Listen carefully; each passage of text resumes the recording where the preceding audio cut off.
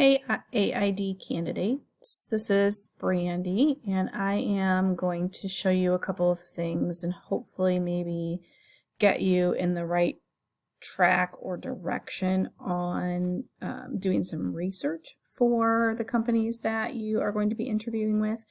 Some of you have full day schedules, some of you have 3 or 4 interviews and a mix in between, and you're going to have a lot of information and you're going to need to try to remember some things and stand out with the employers. And so I thought to myself, if I were in your shoes, what would I do and what might be beneficial to show you really quickly?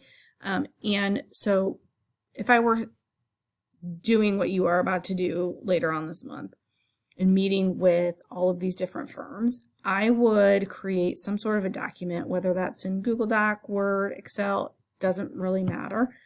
And I would put my companies in order that I'm interviewing. So say I'm interviewing Somerset first.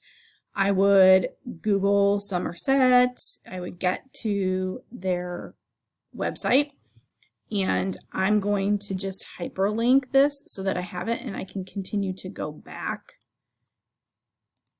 and look up information on Somerset if I need to.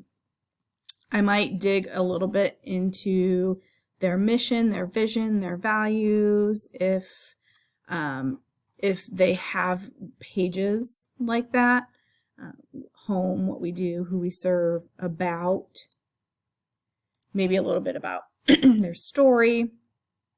I might take a couple of sentences here.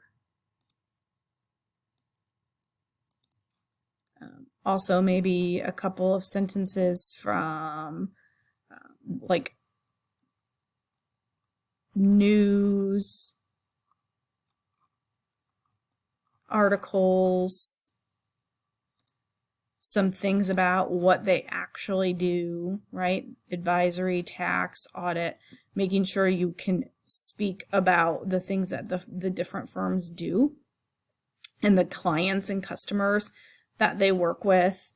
I might jot down, they're a top 200 firm and they've been a top 200 firm for a couple of years. I would get to their careers page, and they have a whole spot for students and new grads, so I might read into that, watch the video. If there's some things that they say in the video, I might jot that down a little bit in my notes section. If you're looking for internships or full-time, depending on what you're looking at, here's a little bit about what to expect. And then the process, some of the people that you may be interviewing with. We don't know exactly who you'll be interviewing with some of the companies, but maybe getting connected to some of these people on LinkedIn, looking at their profile, jotting down some things, taking some notes, typing them into your document so that you have them. And then I feel like the biggest piece is knowing why you want to work there. And what is it about Somerset that makes me want to work for that company? What is it about Baker Tilly? So then I would go to my next interview and kind of do the same thing. Look up some stuff, look up some news articles, some accolades.